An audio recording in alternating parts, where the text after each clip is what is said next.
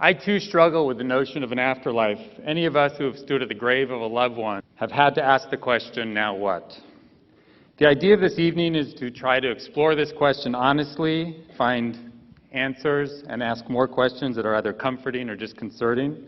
So, let's begin. My first question, we decided to forego long opening statements. We're going to make this as conversational and respectful and fast-moving as possible. And my first question is going to go to Rabbi Wolpe. David, do you expect to go to heaven? Not tomorrow. That's the old joke about, the good news is that there's baseball in heaven. The bad news is you're pitching Thursday.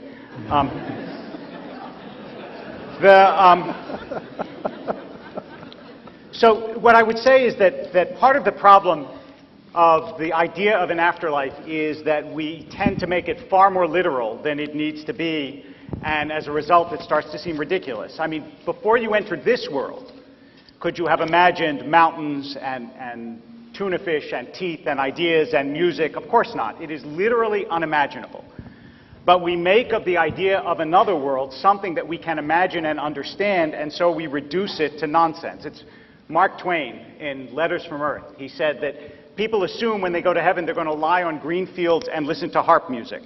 He says you wouldn't want to do it for 5 minutes while you're alive, but you think you'll be happy for the rest of eternity doing it after you die. And the crux of it is, and I suspect really what this evening will come down to, is do you believe that human beings are entirely material? Are you only made of stuff? Or is there something non-physical?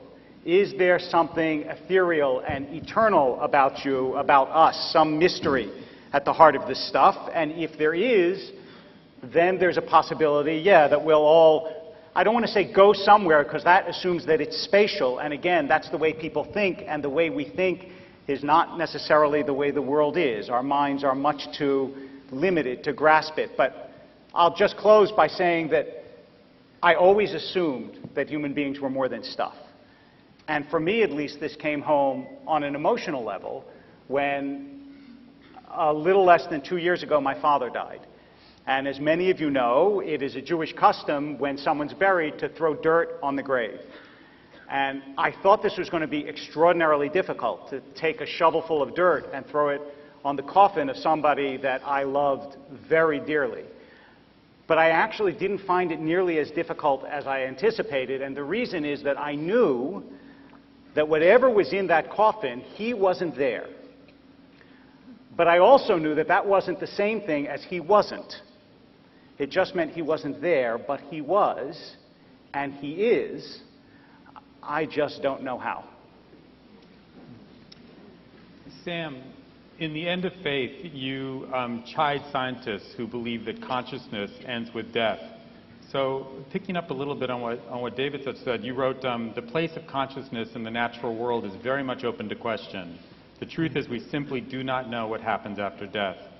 To my mind, this very much leaves the door open for a belief in the afterlife. Although it doesn't make the traditional beliefs in the afterlife any more plausible. It's not the point I was making there, but it does, that point of not knowing what happens after death is what worries me about this conversation. I've been very worried about this, that all of you have given up a perfectly serviceable Tuesday evening only to hear the four of us tell you every which way that we have no idea what happens after death.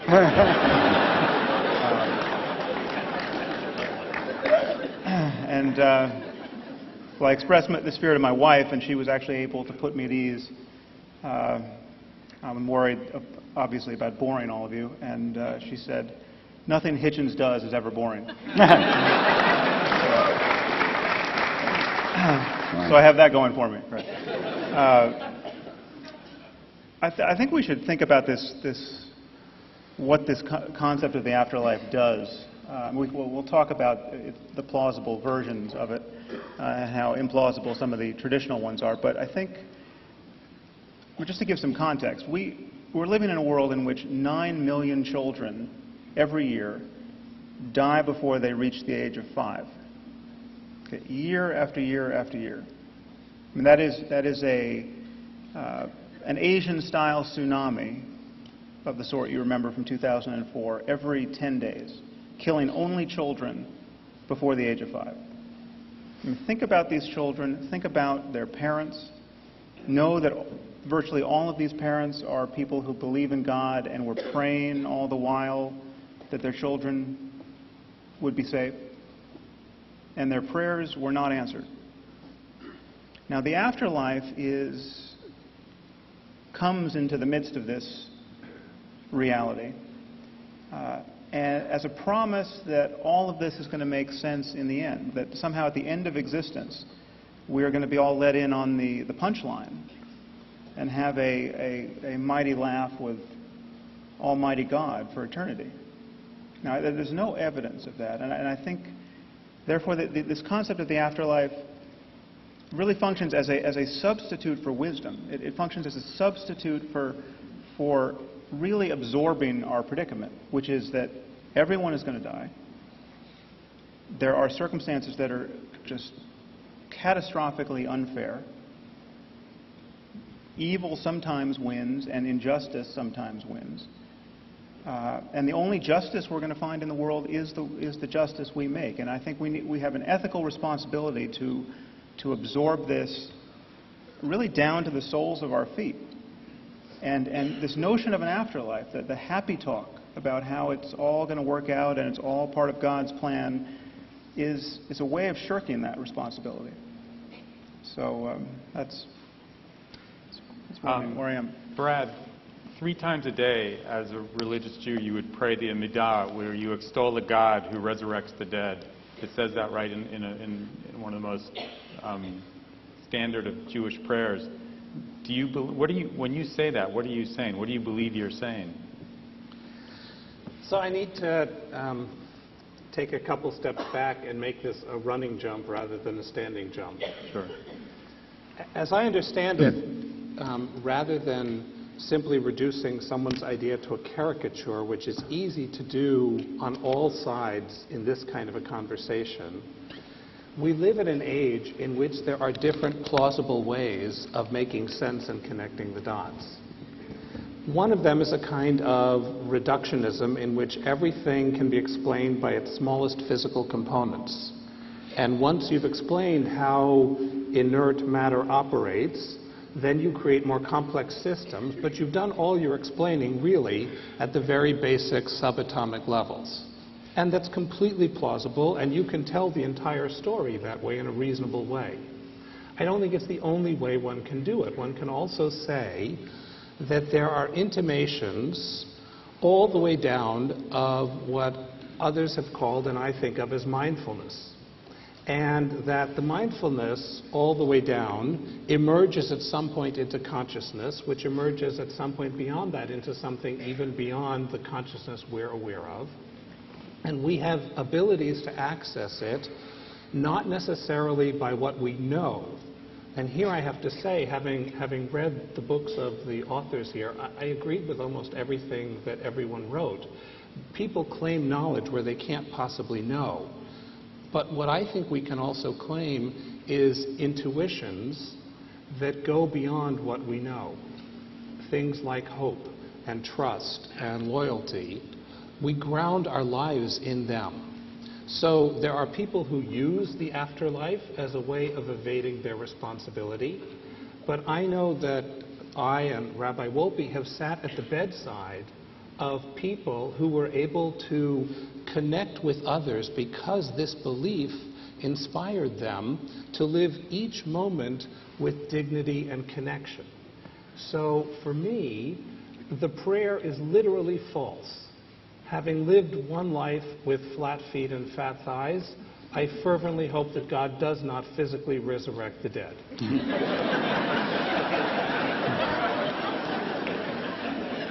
Although I will tell you, I'm one of the rabbis dancing in Gadi Levi's dance thing, so I expect to have buns of steel by the time you come back for that.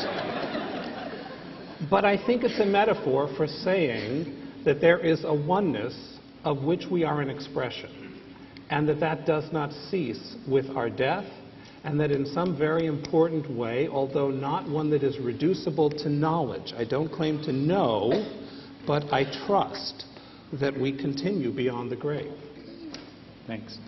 Christopher, what's wrong with that? If a belief in the afterlife helps one, as Brad said, deal with the inevitability of death,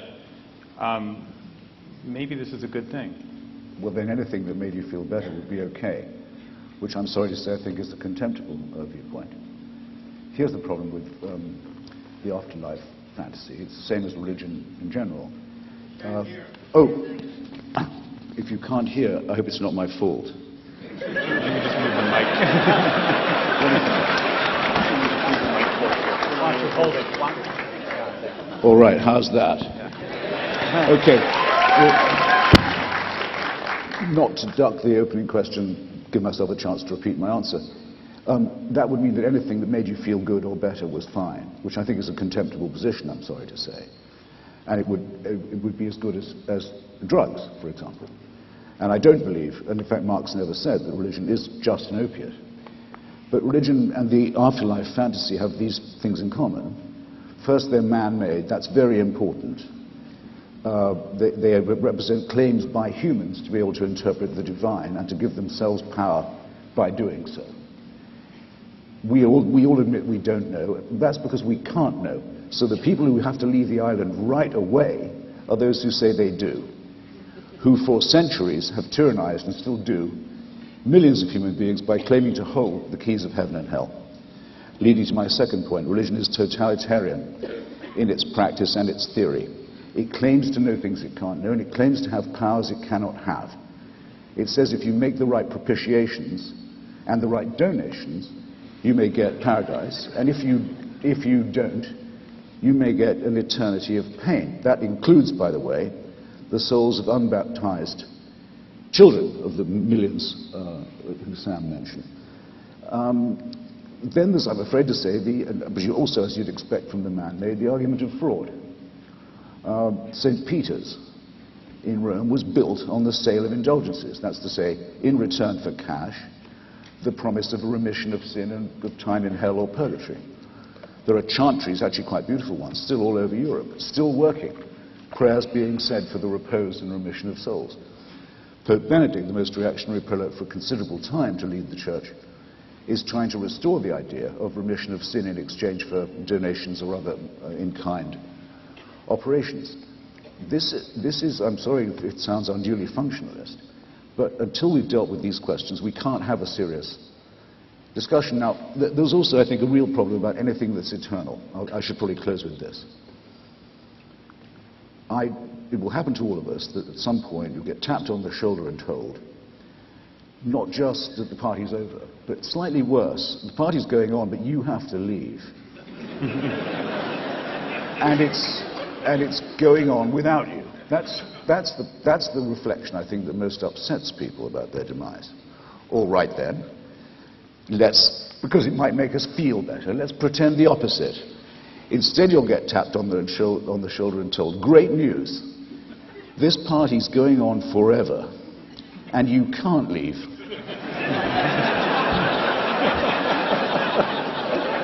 You've got to stay. The boss says so, and he also insists that you have a good time. I've read about David's father, and I had a bad time when my own father passed on, but the father proposed by monotheism is the father who doesn't die, who reassures his children, don't worry, I'll never leave you. You'll never see the end of me. You'll never get the chance to feel sorry. I'm always there. I'm the absolute ultimate in dictatorship, and in my courts there's no appeal. Do you really think that this would cheer up anyone of sentience or humanity or capable of feeling of irony? I submit it's out of the question.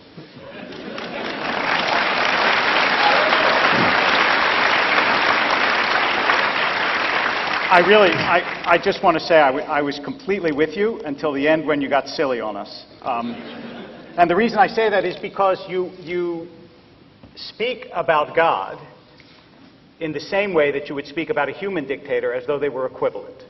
No, now, much worse. Much worse. But it's only worse.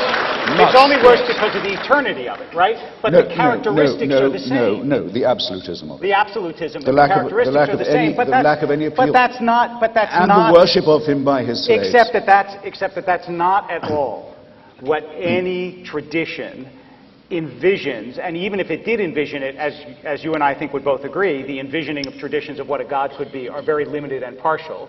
And so if you want to make it, yes, that it's North Korea forever, then I would say you're belittling the notion of what it means to have a God. You're belittling the notion of what it means to have eternity in, if not bliss, at least reasonable happiness. And it's true that you lose everything in this world, but also it's not at all the case, and you know that it's not the case, that the notion of the afterlife invariably leads to neglect of what is important in this world. Sometimes, in fact, it does the exact opposite. You can take large swaths of belief. You mentioned Marx. Communism, for example, which repudiated the idea of the afterlife and therefore thought you have to create utopia here, and it led it to horrendous misdeeds throughout the 20th century. So the belief in the afterlife can be totalitarian and terrible, but so can the idea that there's nothing after this world and therefore you have to perfect human beings here. It can work both ways. I wanted to ask you, Christopher, do you really believe that dead is dead? You don't believe in any kind of consciousness going after death? You believe dead is dead? Okay. The survival of consciousness independent of the brain, which Sam knows more about than I, and we're getting better acquainted with, is quite different from the religious belief in a mandated path by which you can follow or not follow, leading to reward and punishment. Completely different. It's different in the same way as, say, spiritualism was, which wasn't really a religion, but was a very strong, fraudulent movement that not coincidentally flourished after the First World War in the hope of putting people in touch with dead relatives and so forth. Not one single interesting thing ever got said from the other side. Fascinating, you know. Burblings from the beyond, but millions of people pitifully paid attention to it. I guess my answer has to depend on David's point about stuff. We actually know a great deal more than we ever did, than any of our predecessors did, about what stuff we're made of. We know that our DNA gives us enormous amounts in common with other animals, huge amounts. We know that stars had to die. Larry Krauss makes this point very well in his lectures on physics. Stars had to die. One every second blew up, and is still blowing up since the Big Bang. We're made, if you want to call it pretty, from stardust or nuclear waste, depending on your on your analysis. But there's absolutely no reason to think that those molecules would be worth reassembling. That they will rejoin, as do the animals. And as have done the species we didn't know about till recently, the other human tribes, the Cro-Magnons, the Neanderthals, the ones that aren't even mentioned in any holy book. They only died out about 20,000 years ago. Who has heaven and hell for them? It's as likely for us as it is, I think, for any other dog, whale, or bacteria. Well, and no more than that. Sam, what does it mean when you write that you think that consciousness may indeed survive? Well, there are many odd ways in which consciousness could survive, and you can make a philosophically respectable argument that consciousness could survive the death of the brain. It's by no means the majority opinion in neuroscience or philosophy that it would. For instance, there's a philosopher at Oxford, Nick Bostrom. This is one of the weirder arguments, but still more plausible than the arguments you get from religion. Nick, there's actually very little you have to assume to make this seem somewhat robust. The argument is called the simulation argument, and he argues that we are all very likely not living in a real universe, but living in a simulated universe. And we are being simulated on the hard drives of computers of the future. Now he gets there with a few simple steps. You simply have to acknowledge that consciousness is, at bottom, the result of information processing at the level of the brain, and there's nothing magical about brains. It could be information processing in a computer of the future. Most scientists think that's true. They don't think there's anything magical about the wet stuff in our heads. And that consciousness is at some point going to be instantiated in computers. Then you simply have to grant that humans of the future will run simulations of the past in the way that we run simulations, Sims games, and then there's just one short move, that simulated universes, almost by definition, will outnumber real universes. And therefore, we are a lot more likely to be among the simulated ancestors than the real ancestors. Now, again, everyone acknowledges it seems a little crazy, but the assumptions that you take on board are not so weak. And I would add to this the somewhat disconcerting idea that if, in fact, we are running as a simulation on a computer of the future, this computer could have been built by Mormons or Scientologists who would want to simulate the truth of their religion. And therefore, all religions could be true in this simulated universe. And we could expect to see Jesus coming back on clouds of glory and moving to Missouri as the Mormons expect. So now all of that sounds completely crazy, but it is not as crazy as the version of the afterlife that is really on offer traditionally, which has been actually neatly sidestepped here because it entails the resurrection of the dead. Most people think that the afterlife religion is offering, Christianity, Judaism, and Islam, has something to do with the soul floating off the brain into a tunnel of light and into paradise. But that's actually not the canonical afterlife. The canonical afterlife is God has to do the humble work of reassembling us. And I don't want to take more than my allotted time here, but I think we should talk about just how implausible that vision is, because that actually is the vision of Judaism and Christianity and Islam. I just want to make one quick addendum. There's also, who I thought you were going to talk about, is Galen Strawson.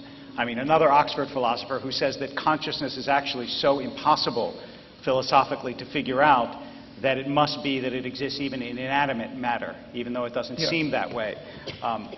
So I don't think that it's, but let's leave aside how difficult consciousness is to figure out without some sort of either strange hypothesis or spirit.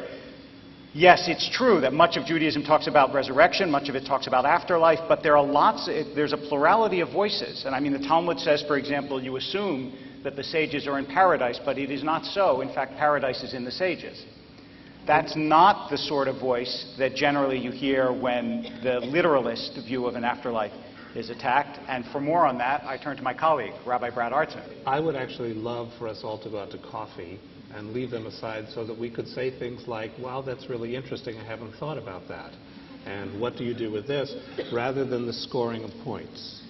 And so there's a lot of cleverness and there are a lot of quips.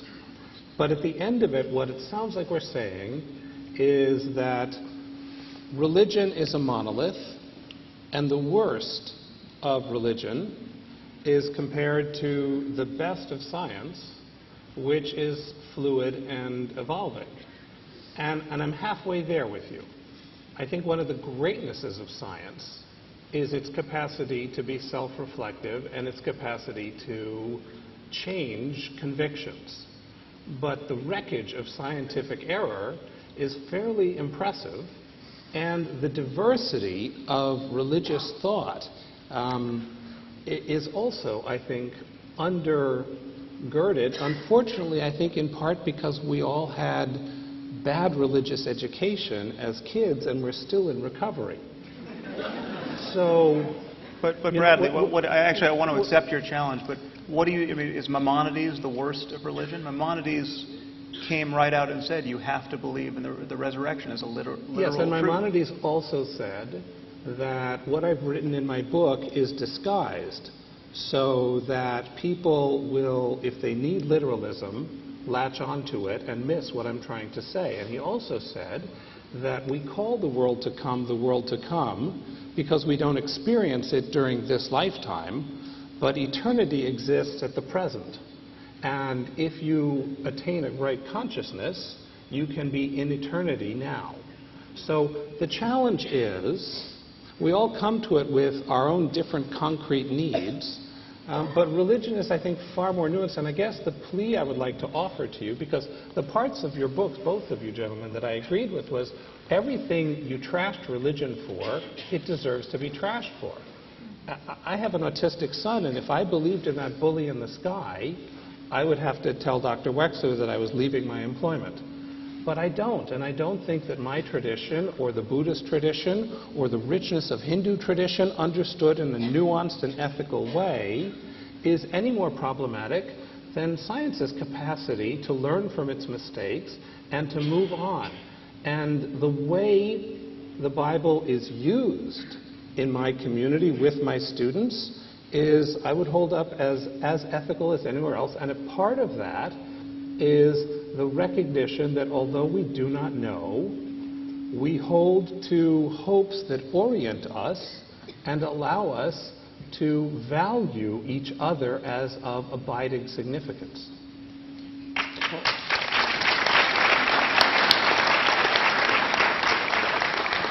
Which can be done by anyone who repudiates the supernatural.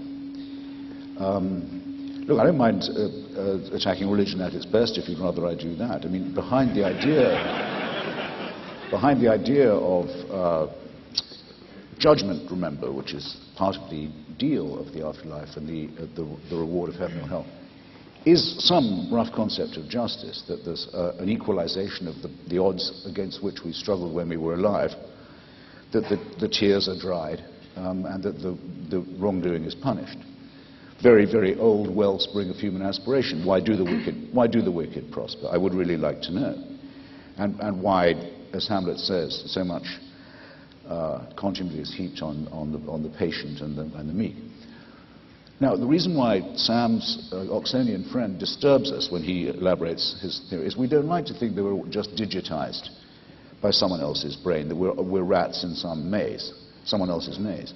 Nor, though, rather interestingly, do we like to think that everything that happens to us is random. We repudiate both ideas. They're both equally distressing. But the reason why I started with my totalitarian point is this. Take the case that I still can't get out of my mind. You remember reading about it, the woman in Austria who was kept in a cellar by her father for 30 years and raped every day and bore him children who he raped also. Picture how she must have prayed, how she must have wearied heaven with her prayers, and how accidental was her release that we even know about. You're told those tears will be dried, that will be compensated. In other words, that has to mean her suffering was part of the plan. We let that happen. Yes, we did know. We do take responsibility. That was part of the design, but it'll be better later. I think that makes her suffering meaningless, and in fact rather obscene. We'll do that to her, but we'll make it up later on. Take another great Austrian, now deceased, born in Braunau on the Inn, and dead in May, I think, 1945. Yes, that was all part of the plan too, but believe me, we'll see to it that he's punished for it. Now, if you don't mind my saying so, Rabbi, that kind of thinking seems to me to materialize both the worst in the concept, the horrible idea of the human being as an experimental object in a design that's opaque to us, where we're played with, and to maximize the horror of randomness. To pick one Austrian, make him very nearly the ruler of the whole of Europe, another Austrian, and keep her as a prisoner of her rapist father for 3 decades. And that's all part of the plan too. So it's maximizing chaos, and it's maximizing tyranny and deliberate cruelty. And that's why I think reason has to repudiate this whole means of thinking.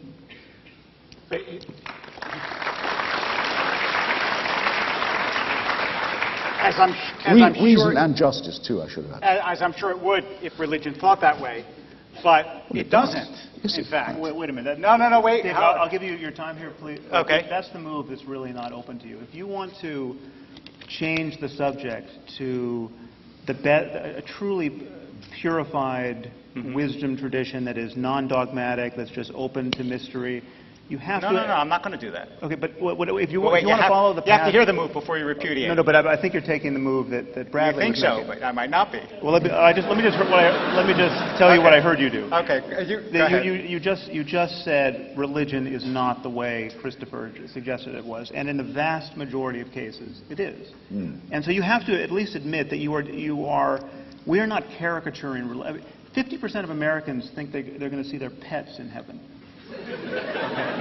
I mean, we're dealing. It wouldn't be heaven if you don't. Right. We're having this conversation in the context of Now? how religion is practiced. Soon? Yes. Okay. Please.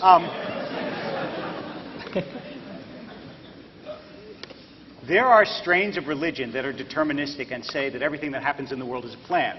There are. I mean, Calvinism, for example, does that. In Judaism, that's actually very rare. There are a couple of notable thinkers who say that, but almost no notable Jewish thinker believes that what happens here is preordained by God. And in fact, free will and the free will to do horrendous things is built into the system and is the prerequisite of the chance of human beings to both sin and also to do wonderful things. So when you say that God made this man do this, that's all part of the plan, and she's going to be rewarded in the afterlife for the horror that God inflicted on her here, I can, with all good conscience, say, look, I'm not going to speak for the pet envisioning Christians that you speak for. But I will speak certainly for my own tradition and say that that's not actually what Judaism believes. It's not what almost any major Jewish thinker says, and I wouldn't believe it if it did say that. So okay, that's a great cafeteria to be shopping at. Take your pick. What do you mean, take your pick? I just said that almost no major Jewish thinker says that, and if they did, I wouldn't agree with them. Both of you, confronted with Sam's perfectly clear attribution of the words of the Rambam, you said, well, it's as likely that paradise is in the sages as the sages are in paradise. I didn't say it, the Talmud did. Yes, all right, the Talmud says. And your colleague says, Maimonides writes in order to be misunderstood, and it's deliberately, which is, by the way, I quite agree with the Straussian reading of him that says that that is so. But this is a guide to the perplexed. What you're saying is he wants to intensify perplexity. Welcome to Judaism. Yes. He also, look, when you say, for example, you have this smorgasbord of options let me give you a which little you're helping sample of yourself how Rambam thinks. When it says, for example, in Isaiah that the lion will lay down with the lamb, right? And you know Woody Allen's line that Yes. the lion will lay down with the lamb, but one of them won't get much sleep. So, No, the lamb, actually. so Rambam says this is not to be understood literally.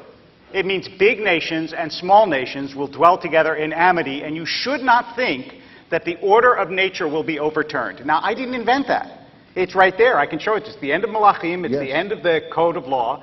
And he has a sophisticated understanding of religion. If you say to me, are there people with an unsophisticated understanding of religion? I have no doubt that there are. I even know a few. But you're not sitting with them on a stage. And I don't think it's actually, I don't understand my task to be to defend understandings of religion that I don't adhere to.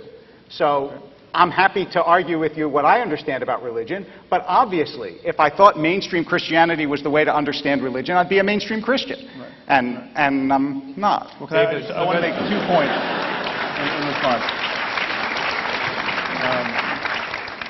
I just want to kind of show you all how the sausage of faith gets made. Or at least argued for. I see 2 problems with what you just did, and perhaps you're aware of them.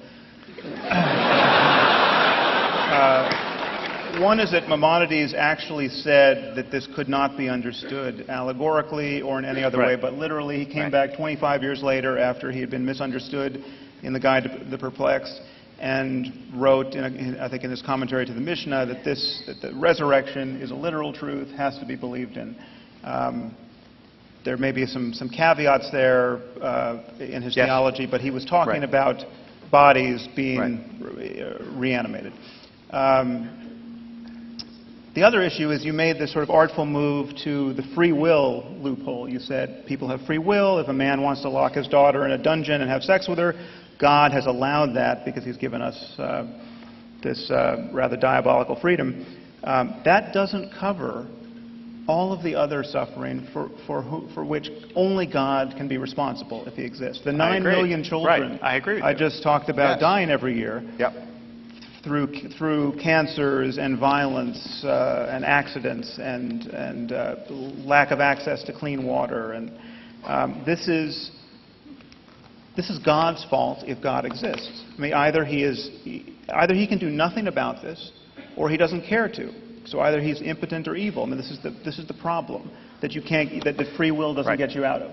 David and Brad, I wanted to pick up on that point in the context of this afterlife issue, which is, if you believe in a just God, how could you not believe in a world to come where the good receive benefits and the evil are punished? Look, the challenge here is everyone has great clarity in the God they don't believe in.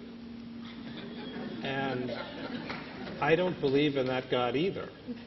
Right? So, Well, then what's God? But so how do you tell us how you understand gratuitous misfortune visited upon the innocent? Like being in a debate like this. Oh. My condolences. Not forgiven. So, look.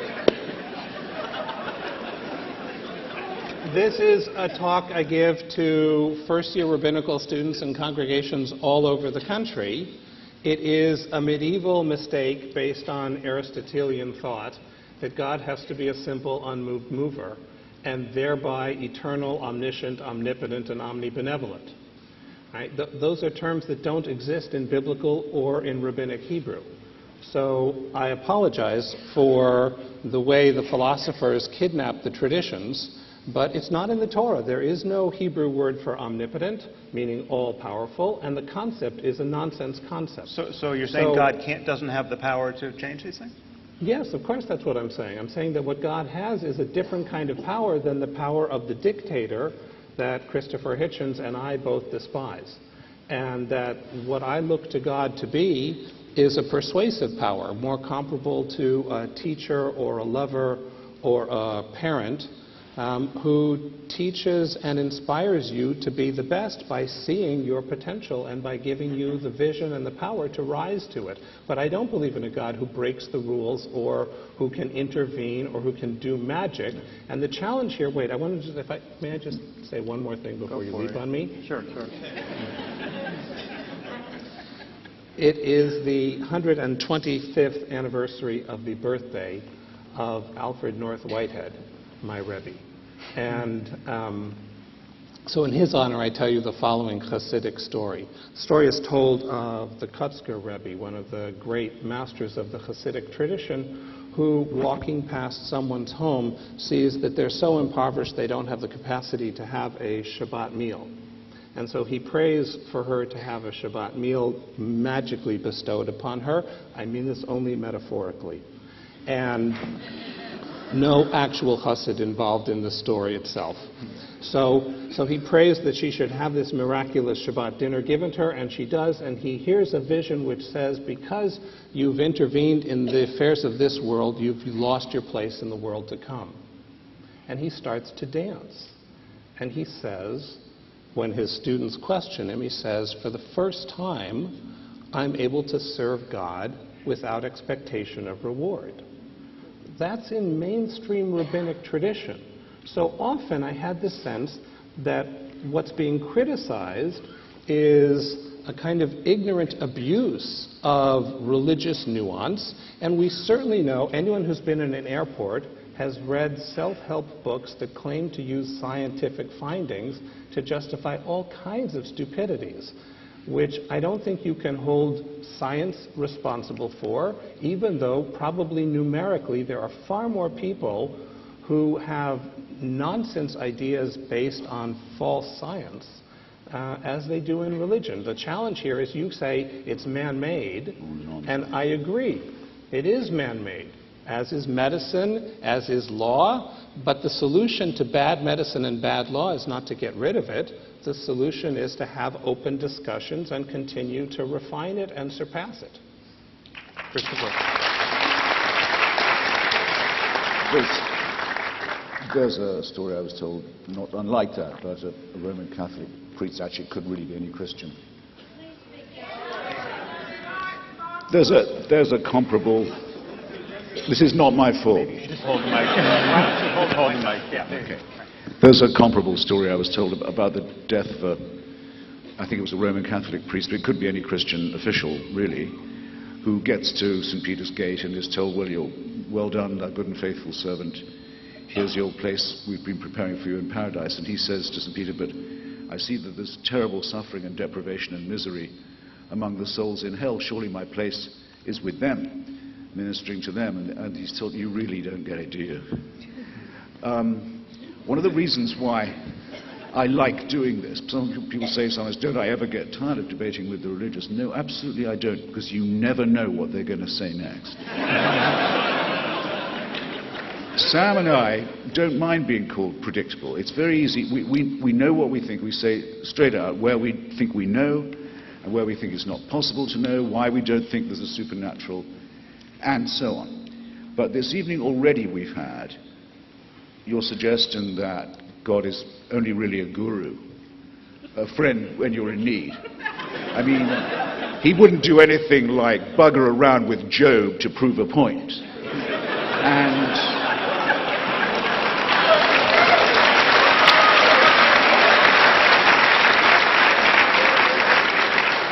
which, if I now tell you, well, that must mean that that book is not the Word of God, you'd say, well, whoever believed that ever was the Word of God? Let me just tell you something.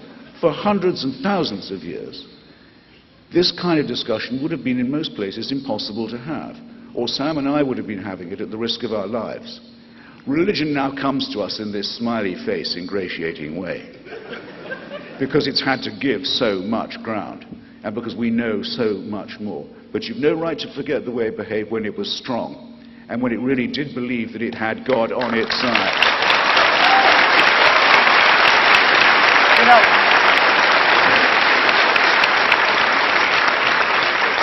I just want to say, so much of this is the frisson of the rebel, and I just want to read you these two sentences. It's nonsense to pretend, for instance, that at this date there's something daring and original in proclaiming yourself an anarchist, an atheist. The daring thing, or at any rate the unfashionable thing, is to believe in God.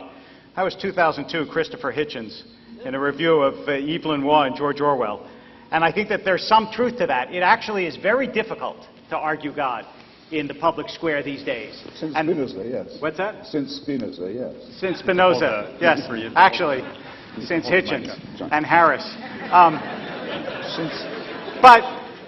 But despite the fact that there's no question, there is no question, as has been not only pointed out but easily admitted, that religious thinkers in the 21st century don't actually, if they have good sense, pronounce identical nostrums to religious thinkers in the 2nd century, even though they may use much of the material to explain what they believe.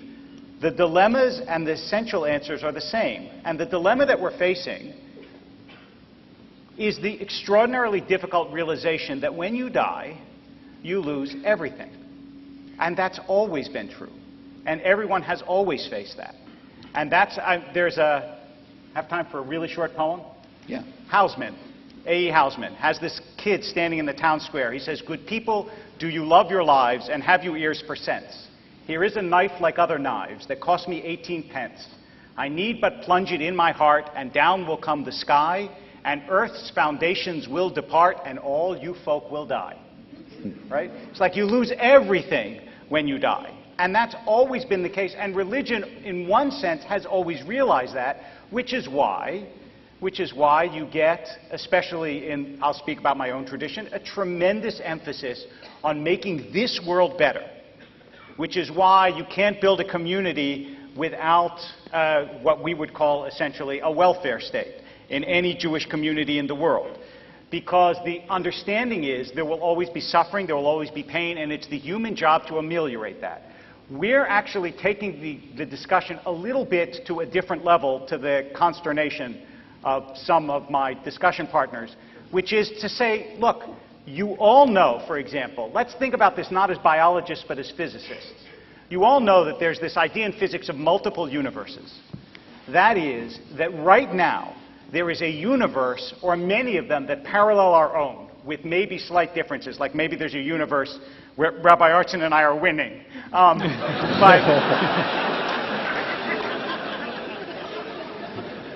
But other than that, there are these multiple universes. Now, in a world in which it is possible to assume that there are multiple universes that go on at the same time, is it not possible to believe that there are multiple lives for human beings that live in this universe. That's actually, despite the fact that I know you have many problems with religious history and religious doctrine, that's the question we were asked tonight. Is it possible that there's an afterlife? And both from a scientific point of view and from a religious point of view, our affirmation is that it is possible. It's not certain. We don't know what the afterlife is, but it is possible. And if you come out of this discussion opening your mind to the possibility that this world is not all, then we will have won.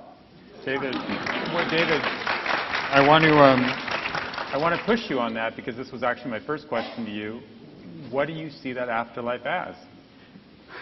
My answer. Jewish tradition talks about reincarnation. But, it talks no, about it does. Gilgul, But the Jewish tradition also is deliberately agnostic about the nature of it. So it offers you images. It offers you Gan Eden, the Garden of Eden, about which there's almost no description in the Bible. It says Yeshiva Shamala, that is, you get to study Talmud with God. As one of my Talmud teachers once said, for some people it's heaven, for some people it's hell. But the point is that you know, it's like what Chekhov said. Chekhov said that you only get multiple treatments for a disease when there's no cure for the disease, right?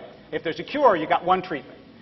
You only get multiple images of the afterlife if you don't know what the afterlife is.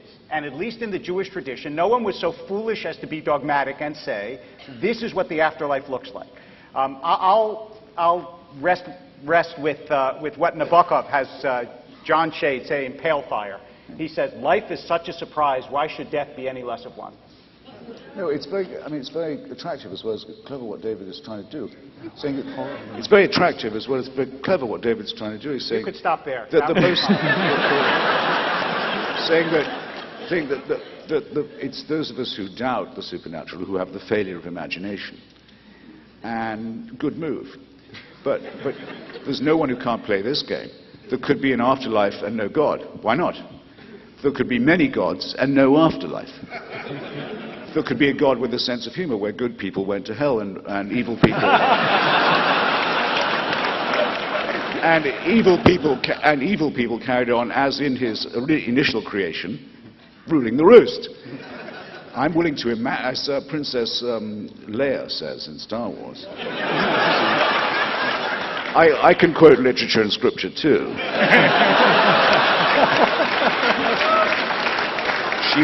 She wants to borrow Harrison's starship, and he's reluctant, and her envoy says, she's prepared to offer you more money than you can imagine. And he says, well, I can imagine quite a lot. I can imagine quite a lot too, but here's what we're meant to discuss, I think. Those who have claimed to know in advance the rules of reward and punishment, and the actual details of the afterlife, people who actually have and continue to rule the mental lives of millions of people, who have to explain away things like Sam's 9 million dead children by saying, well, what happens to their souls? St. Augustine has to come up with an answer. He says they go to limbo. At least if they're not baptized Catholic, that's where they go. So millions of people for hundreds of years thought that's where their children were. A terrible form of sadism and mental serfdom that the church is now considering dropping. But that limbo was really real to people when it was imagined for them by a sadistic North African pseudo-intellectual. So it's not a failure of imagination to say that this use of imagination is perverse. Neither Sam nor I have said it's impossible that there be a post-life existence. We've just said that it's not knowable, not that it's not known. So surely the default position must be that it's those who have ever said that resurrection or an afterlife is a dogma who have the explaining to do. For myself, I'm very open to that. I like surprises. Brad.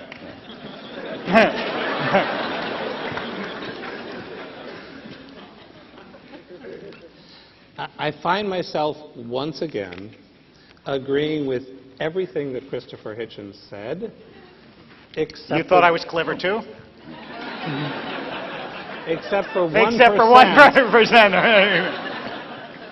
And for me, the main reason for an afterlife is frankly not to bring justice about in this world, but I won't have time in this lifetime to read as much as David Wolpe. And I would like to read some of the references that he's able to spit out all the time in such a learned way. Look, you talk about being at a cafeteria, and it does feel to me like we're using a stacked deck. So what religion says in the 2nd century is grist for the mill, and what science said in the 2nd century is, of course, outmoded. And so chronologically, there's this monolith called religion, and then science is only responsible for right now. But even right now, there are credible physicists who are teaching in universities who teach this theory of multiverse, and there are people like Sean Carroll at Cal Poly who say that's not science. You can't prove it, you can't disprove it, so that's nonsense masquerading as science. You can't prove or disprove dark matter or dark energy, but it does make the theory work, right? You can't get quantum gravity to fit with relativity, but they work in their own. So the challenge here is it's a violation, I think, of accuracy to claim that what science does is only affirm what is verifiable or falsifiable. Much of science does that, and it's a very important corrective tool, as I believe it is in most religion today, which is you make a claim, you put it out there, you argue about it, you debate it. But it's not as though these are in opposite camps. So the last thing I want to just state a dissent from is I don't believe that it's that religion lost because science won, because many of the people who have given us the Enlightenment and science were themselves motivated by a desire to read God's text, which is the world. So is there a lot of nonsense that is proposed in the name of religion? For sure. Is it egregious? Absolutely. Every criticism you've made, I think, is despicable and accurate and dead on. But that doesn't taint religion as a whole any more than the notion that you can measure people's craniums and look at their racial feature and then put up a hierarchy of human mattering, which was tenured at Harvard University within the past century, discredits science as a whole. There is every human enterprise that is capable of egregious mistake and of brilliant insight. The last thing I want to say, really the last thing for now, is if you insist on reading Shakespeare literally, then he also would be a dunce, but you would have missed his greatness. And some of the greatest literature in the world, billions of people have thought, were religious literature. I find very inspiring much of religious literature, and I find deeply offensive much of religious literature. But it's literature made by people to make sense of the world and to chart lives of meaning and of value. I think that's good. Well, can I does this bloody work? Okay. At least it obscures my face if it doesn't project my voice. I'd like to be the first to rush to the common ground that's just been offered us, which consists of a very large and quite long admission that religion is man-made, which is our point to begin with. Thank you. I wanted to veer a little bit back towards the afterlife, or forward to the afterlife, and say, we talked a little bit about that we don't know what happens, and there could be this sense of consciousness existing out of our bodies. Isn't religion, all these concepts of an afterlife, can't we just talk of it in terms of metaphor and kind of agree that religion is the best metaphor, or has provided some metaphors for what the rest of us would call an afterlife? Is that what it amounts to? I think there's some confusion here. I think there's a real asymmetry between science and religion that shouldn't go unobserved. And there's an effort on the part of David and Bradley to not own the very clear propositional claims that have been made by every religion for millennia. Claims about the way the universe is structured. Very explicit claims about what's going to happen in the future, about what happened in the past, about what happens after death. And these claims are incompatible. So, for instance, if Buddhism is true, Buddhism purports to be true. Buddhism has a doctrine of karma and rebirth. You can be reborn as an animal. You can be reborn in various realms. If Buddhism is true, Judaism, Christianity, and Islam are absolutely false in their core claims. I mean, these are not pictures that can be squared logically. And every religion is in the business of making these claims about the afterlife and about all manner of other things. And the crucial difference between religion and science is that every religion is beholden to its literature and doesn't think, for the most part, apart from the fringe of kind of liberal intelligentsia, for the most part, people don't think it's man-made. They don't think that these are just books. If everyone read the Bible like Shakespeare, Hitch and I would be doing something entirely unrecognizable right now. I mean, there would be no problem. And so the problem we're articulating is everyone has this idea that they have knowledge about the afterlife, the end of days, the virgin birth of certain people, etc. And these are claims to truth, and they are profoundly anti-scientific because you can't edit the books. You can't edit the Quran. You can't edit the Bible. You can't acknowledge freely within the context of the faith that there are just mountains of life-destroying nonsense in these books, and that's a problem.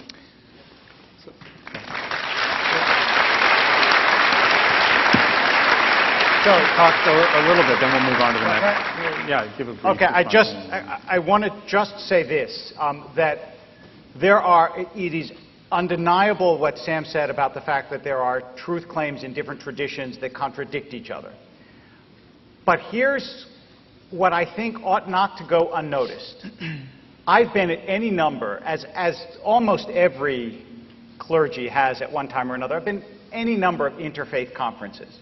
I was just spoke at an interfaith conference in San Diego on labor in different traditions, okay? And it was everything from Native American, there was a Native American dance, there was a Buddhist chant, there was a reading from the Quran, you know, and the Jew talked.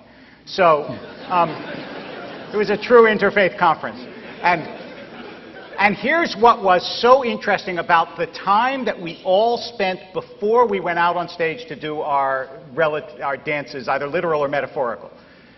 We were all talking about our traditions. We all understood that there were serious differences about part of it, and everybody there, I think in all sincerity, and not just to be nice, agreed that there was a profound core of similarity in these religious traditions, that we saw the world as more than material, that we saw human beings as having a sacred destiny, not only an occupational destiny, that we thought that kindness and goodness was the mandate of whatever force we understood to run the world. I mean, these are serious, and they are truth claims, but they're truth claims that are outside the realm of science. Science can't decide whether there is, in fact, a sacred destiny to your life. It doesn't ask those kinds of questions or give those kinds of answers.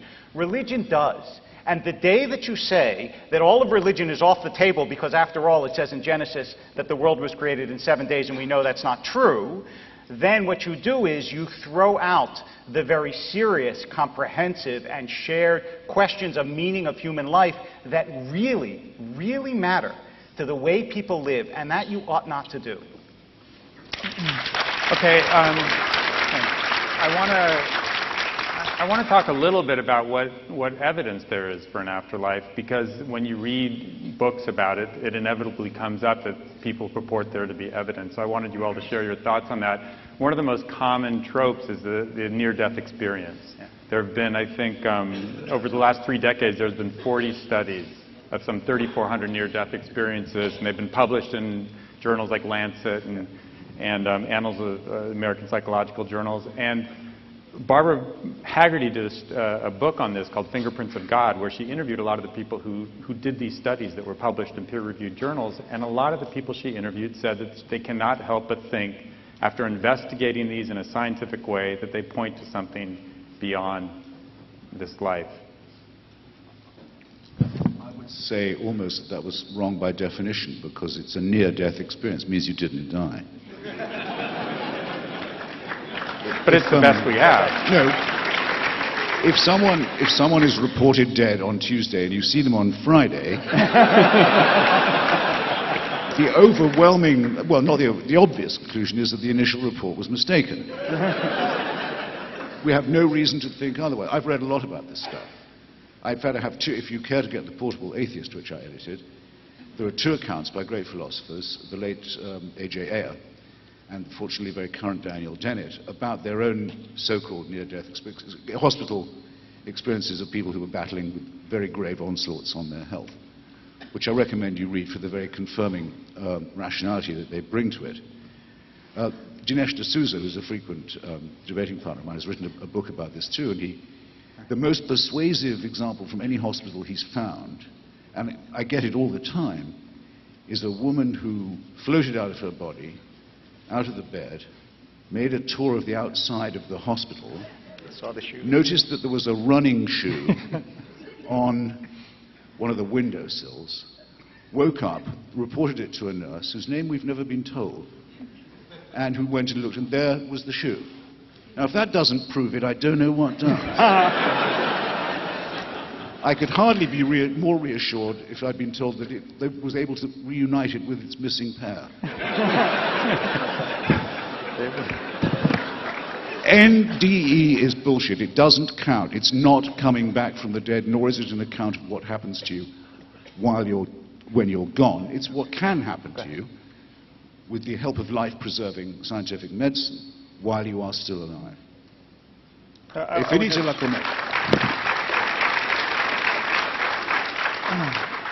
would just add one thing. This kind of question is still scientifically tractable. Reasonably serious people have tried to study the near-death experience. And this idea of consciousness somehow rising, dissociating from the body and rising to a point above the operating theater and looking down on the body, the phenomenology there is common enough that people seem to think that this is testable. And so some people have put random number generators on the top of cabinets in the operating theater, just on the odd chance that someone comes back saying, I saw this weird digital readout above your cabinets, and it was 35721. That would be very interesting. Now, no one to my knowledge has done that, but this is something we could set up this experiment in advance. It wouldn't be merely anecdotal. Have they put shoes up there? Because sometimes that... Well, it's obviously structured along the same lines, but again, there's a reason why we can't make a research program based on that one shoe. It's about as good it's as the people. testable, and there's no data there. But people are just as convinced that they used in past lives to be. It always tends to be a princess, you notice, or a charioteer, or something of this sort. It's as real to them as the rest of their pathetic lives are. But it's subjective, and it's wish fulfilling, and it doesn't count. I'm actually a bit amazed we haven't got to wish fulfillment yet. Could I say a word about that? I mean, Freud, in his Future of an Illusion, says that the connection between our desires and our beliefs in the case of the afterlife is so obvious. It's mankind's oldest and most strong dread. Maybe we could duck the fate that appears to be in store for us. That it's unlike any belief that Sam and I can offer you. Maybe all kinds of discrepancies between scientific views. We cannot promise you things of this kind, as religion always has to people. It doesn't make us morally superior, but it does mean, and we're not particularly happy with what we propose, which is overwhelmingly likely that annihilation and extinction await us. It's just that the overwhelming weight of evidence seems that way. Now, again, to quote Dinesh, he said to me once, well, I can see why people want heaven for themselves, and that's wish fulfilling, and eternal life, even though I think that's a horrible idea myself, but still. But why do they want hell? Why would a wish fulfiller invent the inferno? Well, I think that's pretty obvious. It's for other people to go to. Very old rhyme among English Calvinists was, we are the pure and chosen few, and all the rest are damned. There's room enough in hell for you. We don't want heaven crowned. In fact, in the work of many early church fathers, I'm so glad to find, by the way, that anything written in the first century by religious people doesn't count. And I wish that more ministers of religion would make that concession. But Tertullian and many other Christian fathers thought that one of the pleasures of heaven, because it's always been rather hard to describe them, you ever noticed that? Eating foie gras to the sound of trumpets was the Reverend Sidney Smith's best shot. We know what the Muslims think for men. Apparently for women, do you know what they get? they get their husbands back. Is that heaven? Nothing man-made about that, right? But the church, at least the Christian church, said no. One of the pleasures of paradise is surveying and relishing the torments of the damned. When we talk about wish fulfillment, we're talking about the very unpleasant primate species to which we belong, and the self-interested fantasies that it will continue to generate. One of which is really... Go ahead. Sorry, Go ahead, Brad. Two things to say here. The first, I need to confess to the audience. My mother, the atheist, the Freudian psychoanalyst atheist, wants me to tell you that she's rooting for you guys. and the two can play at that kind of clever and cute trick. So you've confessed that the idea of an afterlife is a hideous idea. Well, of course, there's a wish fulfillment involved in hoping that we're not accountable and that at the end it's all over. So one can pathologize the other viewpoint, but it's unworthy of you. It seems to me that the test in Jewish tradition is not another person's theology, but their behavior. And that unethical behavior is to be condemned, even if it comes from a good atheist, just as it is to be condemned by someone who claims to cloak it in religious rhetoric. So here's the last religious thing I want to say. At the very core of traditional Judaism is the notion of bechira, of choice, which means no miracle is so unambiguous that it can't be explained away as secular, and no miracle is so overwhelming that you have to accept it. So you have a perfect example of that. We have this data that suggests that the mind has a far greater range than we have previously admitted that it has. My autistic son is capable of hearing through walls. He'll listen in school to 2 classrooms down, and accurately, we've report what that teacher was saying when his teacher was too boring to listen to. Don't we all wish our brains could do that? And so the expanse of the mind is far beyond what we have described it as being capable of being.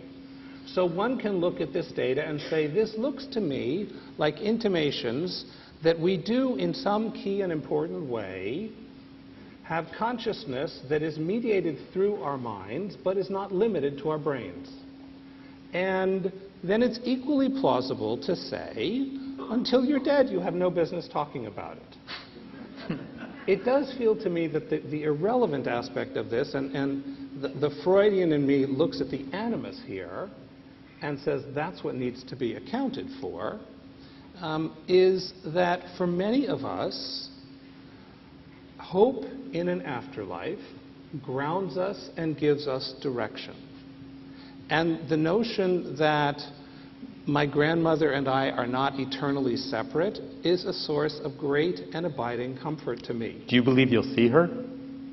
If by see you want me to walk into something literal Well, you just again, said you're not eternally separate. I don't know what you mean. I'm using a metaphor because I think we are packets of energy.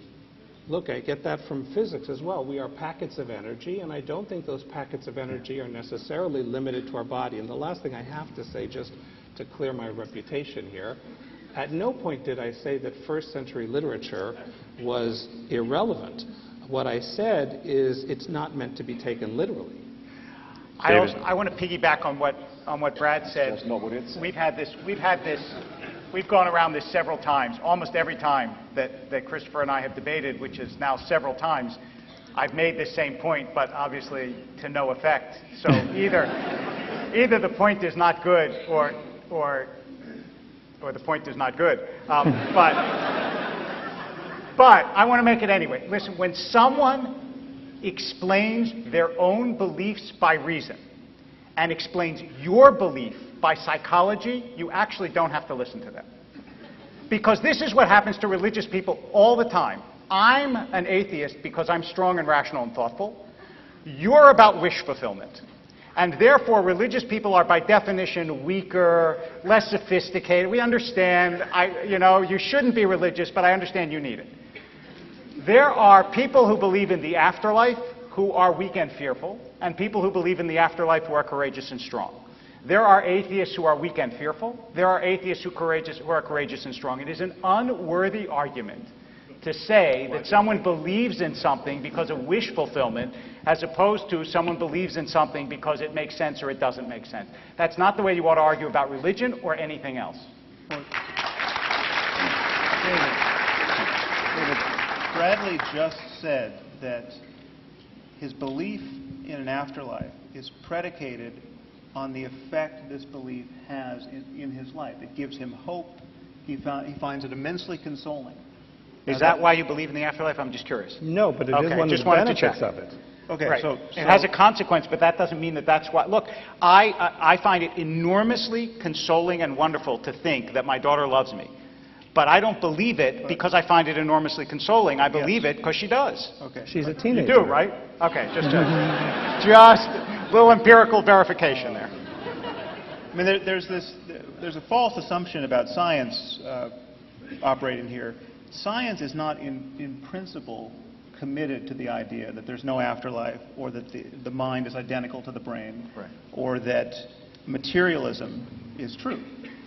Science is completely open to whatever in fact is true. And if it's true that the consciousness is being run like software on the brain and can, by virtue of ectoplasm or something else we don't understand, can be dissociated from the brain at death, that would be part of our growing scientific understanding of the world if we could discover it. Now, and there are ways we could in fact discover that if it were true. The problem is there are very good reasons to think it's not true.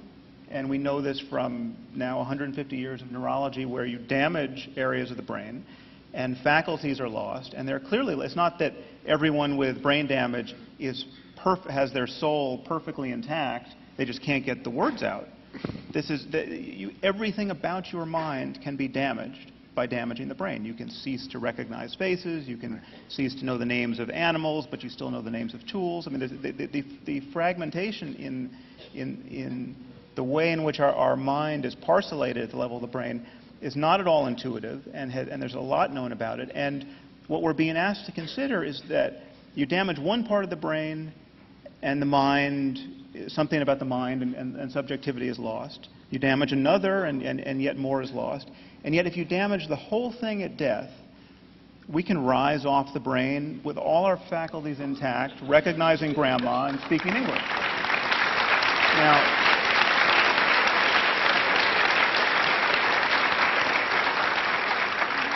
David? And I think a much more important point is if everything you're saying about your religious orientation is true, because you're basically confessing a kind of scientific attitude toward the mysteries of subjectivity and what happens after death, then the usefulness of holding to these traditions and these first century books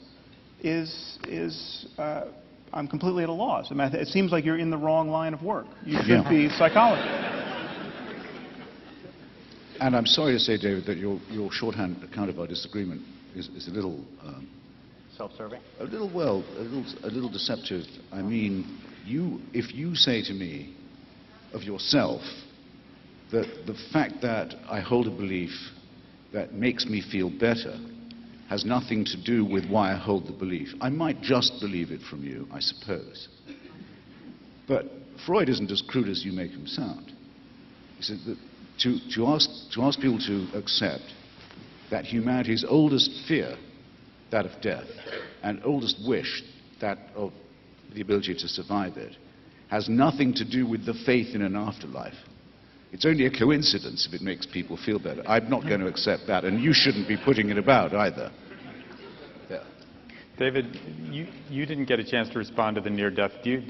Does that have any impact on your beliefs? Well, I'll just say this about near-death experiences. First of all, I would love, I wouldn't like to have one, but I'd love to have one.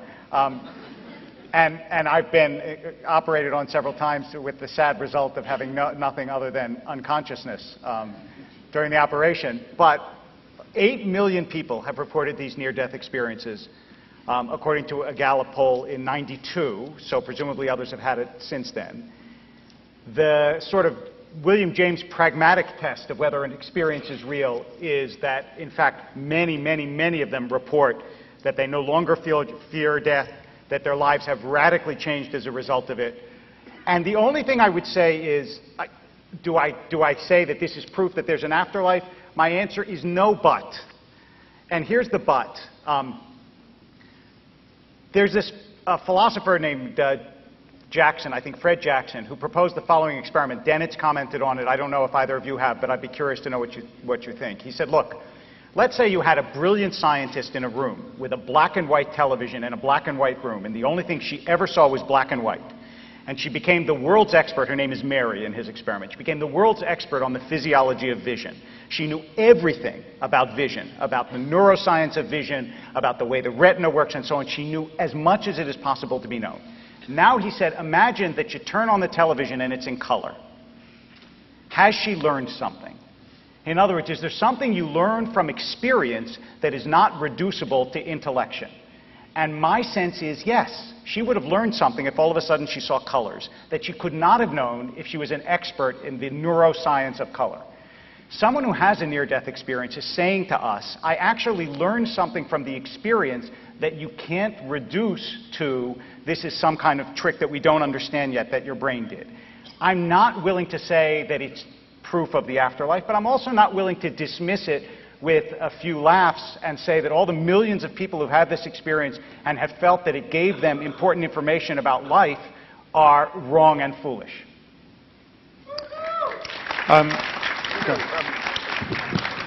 How does the 8 billion stack up against the people who've been inseminated by UFOs or their pilots? Well,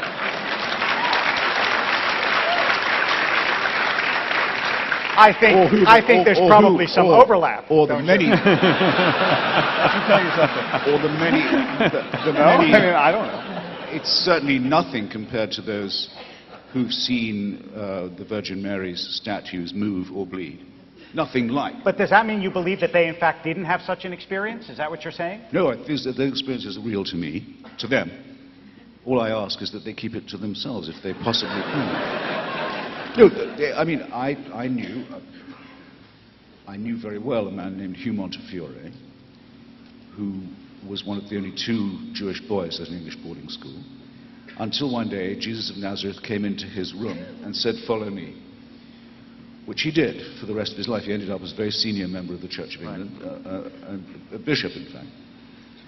In fact, the Bishop of Birmingham, which, by the way, is the first line of a limerick.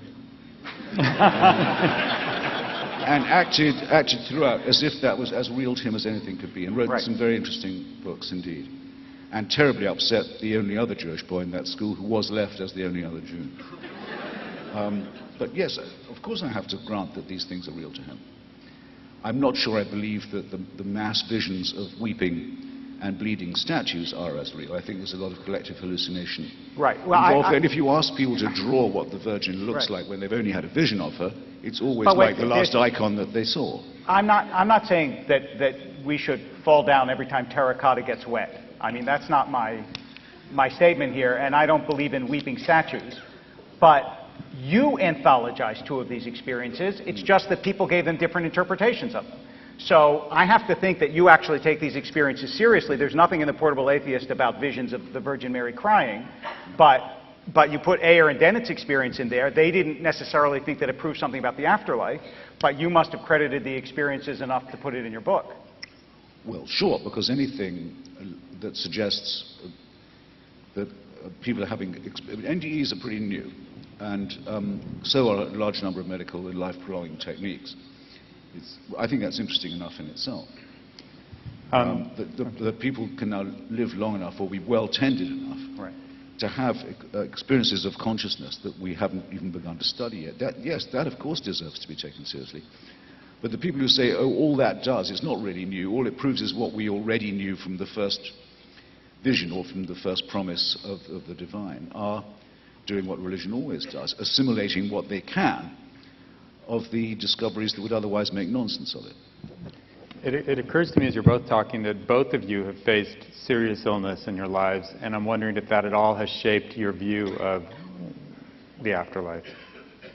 David? I actually don't think so. No. It neither mitigated my terror, nor did it, I think, reinforce my faith. I think that although I changed as a person, I don't think that I changed, at least I hope I changed as a person. I don't think I changed belief or the sense that people were more than stuff. Christopher? I would say it fractionally increases my contempt for the false consolation element of religion and my dislike for the dictatorial and totalitarian part of it. But I presume what I say by the first is self-evident. But what I mean by the second is it's considered perfectly normal in this society to approach dying people who you don't know, but who are unbelievers, and say, now are you going to change your mind? It's, in fact, it's considered almost a polite question. And as you know, there's a long history of fraud about this. People claim that Darwin had a deathbed recantation. They'd made up lies about Thomas Paine. It goes on all the time. It's a very nasty little history. But there's also a horrible undertone of blackmail to it. People write and say, look, you've got about one chance left now. Aren't you going to take it? I'm writing to you as a friend.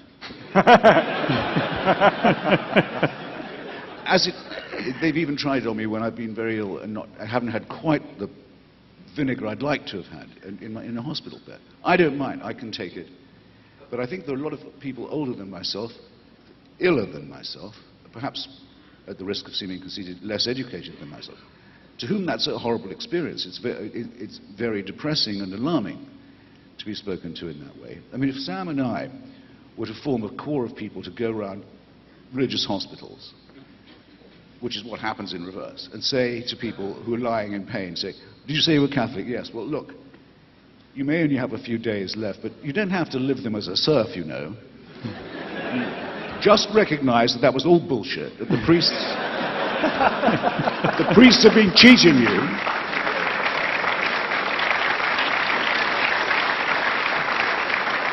And I guarantee you'll feel better. I don't think that would be very ethical.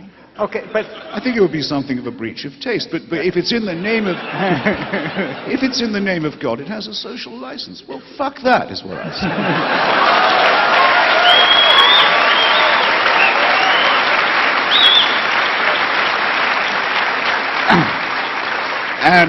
And will say, if it's my last breath. Thank you. Fred. When I was 12, I had what the doctor incorrectly labeled as a terminal inoperable cancer. And the first procedure by which they discovered that was as humiliating a medical procedure as a 12-and-a-half-year-old boy could possibly go through. And raised in a good atheist home, and I don't mean that with any irony, I mean a good atheist home, I had this vision with my eyes of Moses and the children of Israel going through the split sea. Being that I was a good atheist, that passed. It turns out that the terminal sentence was a bit of an exaggeration. So I recovered. The disease came back twice. I've survived it thus far, although I'm a rabbi, so there is some long-term consequence that's debilitating. I was a chaplain at Sloan Kettering, walked into someone's room, and she said, looking at this little 25-year-old kid, you know, what the hell can you possibly say to me? You've never had cancer. And I blurted out, I did too, which was the first time I ever consciously was aware that I had had cancer, even though I had gone to cancer wards and whatever. My point here is that mystical experience did not make me a believer. I didn't have a thing to put it on until I became a believer for other reasons, and then I remembered it and went, oh yeah, there was something there. So the challenge I would like to make is I think that in some important way, we really need to become allies. If you'd like to see me as a psychologist, and I need you to write a short note to my mother before the evening is out, because that will please her no end. You know, I also want to say that I think that that kind of militant literalism is equally offensive and problematic on both sides. I don't recognize myself, and I will say here in this audience that neither Rabbi Wolpe nor I are marginal to the religious experience of the Jewish community here. So that may be both good news and bad news for you. It means you actually have what I think of as secular religious people who are your allies in everything except for the finish line, and that may hurt book sales. Well, it's to some degree an artifact of Judaism. This is not a problem that Christopher and I run into with evangelicals and Muslims. I mean, it is conceivable to be a Jew and be and a serious Jew, someone who takes their Judaism very seriously, and be even less religious than you are, and to say you don't believe in God, and that is just a frank contradiction within Christianity and Islam at the moment, and it was a frank contradiction certainly at some point in Judaism, and certainly Maimonides seemed to think it was. I think we can concede, however, that that belief in the afterlife, or at least a profession of belief in the afterlife, gives you something to say in the most difficult moments in life to others who are losing someone or who have lost someone. It gives you something to say that an atheist doesn't have, which, if believed by the one who has just lost their child, for instance, is really consoling. I mean, there is nothing better in terms of consolation than to believe that the child you just lost is now someplace perfect and you will be reunited. Sam, what would you say? I mean, put yourself on the spot. If somebody in that moment asked you, I'm about to die, what's going to happen to me? What would you tell them? Well, I mean, I think actually this issue of the one who dies is less. Our fear of death, at least as far as I can tell from a sample of one, is not of our own death. And we all go to sleep every night and just disappear. We lose everything. I mean, deep sleep for almost everyone is synonymous with oblivion. I mean, you lose your sensory experience, you forget your life. If you never woke up, you wouldn't notice it. And this is, many people have noticed this, perhaps most famously the Roman poet Lucretius.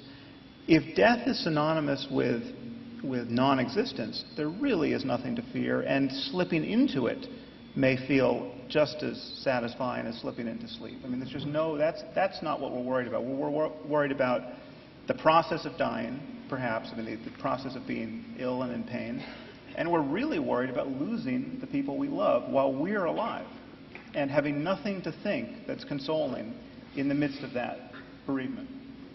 I'm really glad to have the chance to disagree with you. Right. The problem is quite other.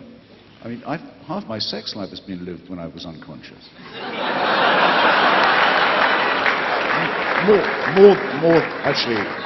More than half. What do you mean? You're talking about dreams? And not all of that was nightmare either, which is a thing that really does oppress and distress a lot of people, and which is as real to them as waking. No, I wasn't talking about dreams. I was talking about deep sleep. No, well, deep sleep. You have to hold the mic close. Deep sleep is where they come from, and this is why Hamlet is so well remembered, because when he speaks of the undiscovered country from whose bourne no traveller returns, and he says, I can almost do it, who would bear the whips and scorns of time, the pangs of disprized love, the law's delay, the insolence of office, and the spurns that patient merit of the unworthy takes, if he himself could his quietus make with the bare bodkin. I think it says, because in that sleep of death, what dreams might come when we have shuffled off this mortal coil. When I speak about annihilation and extinction, I mean just that. I mean, the screen goes blank and that's it. Right. That's surely what makes people frightened. Well, don't you think Lucretius had a point when he talked about... You're not going to know you're dead, but when you're alive and you're in deep sleep, you can. But, Hamlet says the exact opposite. He says, makes us bear those ills we have rather than fly to others we know not of. In other words, over there are going to be ills too. In other words, there is an afterlife. Okay, but you're still I talking just want to about put him on the afterlife Oh, no. side. Well, his father's just come back from the afterlife. So it's clear. All right. So Though he still wants some evidence in the next 3 scenes that was... But can we? I have just not an apparition. Since I want to be peaceful about this, Yes. can we all agree that whether there's an afterlife or not, the point of life is to live in such a way that you deserve one?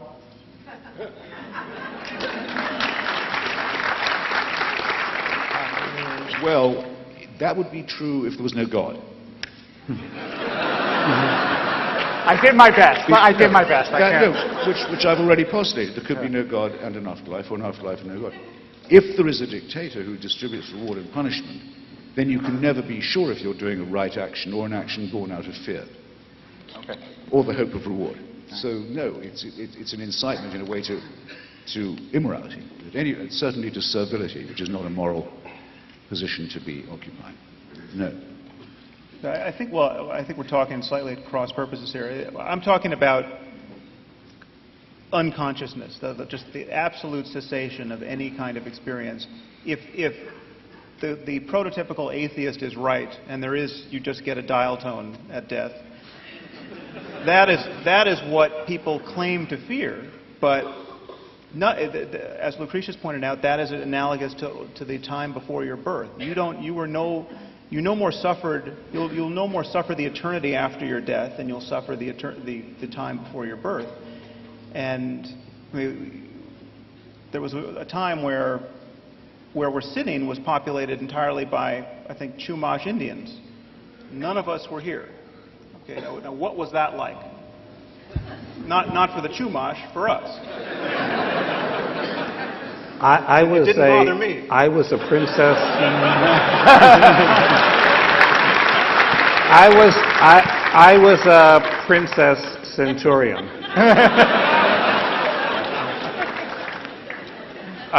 Go ahead, Christopher. On this question of your rabbinical authority, I'd also like to concede, because I would say that someone who says there's no afterlife has said they're not a Christian or a Muslim. And I have found it harder to make that sort of blanket remark about Judaism, even with Rambam's stipulation. It's not an optional thing. It's one of the things it's a mandatory belief. And even with your concession that when you were directly asked, do you expect to see your grandmother again, and you did what very few Jews will do and say, well, she's only metaphorical. I was once asked by the Spertus Institute in Chicago, which is the Jewish university, to give a talk on the question, do Jews have a gene for atheism? And I speculated that, but the majority of you seem to be yes. I mean, Jews do not make the mistake of saying the Messiah has already come, the crass mistake of saying that. Rambam himself says he will come, but he may tarry. No other religion does this. What's the name for a heretic in Hebrew? Epicurean. They teach people all the pitfalls of Greek philosophy and Hellenism, inviting them to discover the joys of sane. And ever since Spinoza, it seems to me that the Jewish people who probably ought to be doing this, because it was their fault to invent monotheism in the first place, have become the first to transcend it. It can't be coincidence, can it?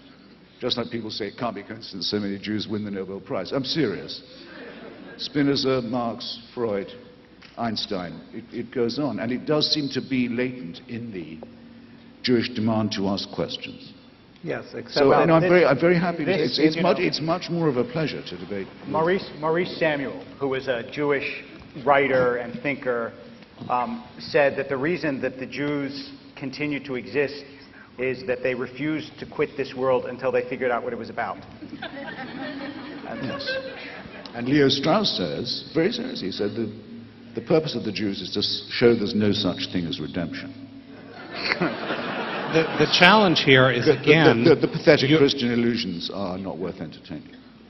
You're invoking, I think, a name that for me suggests something very different. Spinoza called himself God intoxicated.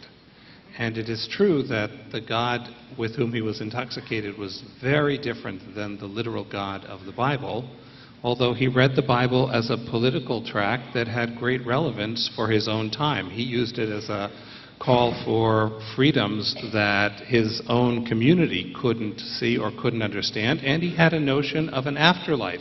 Again, very different than the kind of literalist read that I've heard of, but there is a tradition that goes back to the Talmud as well of rejecting that kind of literalism. Look, the whole rabbinic way of doing midrash, of reading biblical stories against the grain and filling in silences or creating extra, it wouldn't make sense if fundamentalism was the Jewish norm. And I also want to here stand up for the Buddhist traditions, which also talk about an afterlife, but in ways that some Western monotheists would find profoundly disconcerting. But there's a much broader notion, and I think it gets back to what Rabbi Wolpe said, that the notion that there is a meaning which we are capable of discovering, and that it's larger than, although embedded in our cultures, and that we have the capacity to live our lives in harmony with that. Look, for me, that comes in part out of evolution. Our brains have been 14 billion years in the development. Why would we not also trust the intuitions that we live in a universe that's moving towards greater complexity and greater relationship and greater connection? Thanks. It's basically Facebook is what we're talking about here. So.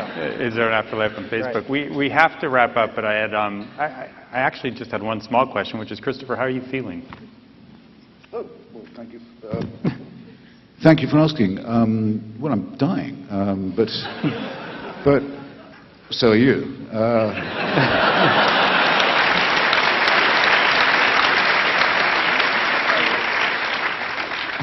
And it gives me the chance, thank you again, to repair what would otherwise have been an ungenerous omission when I was talking about the hateful attitude of so many religious people to sick people.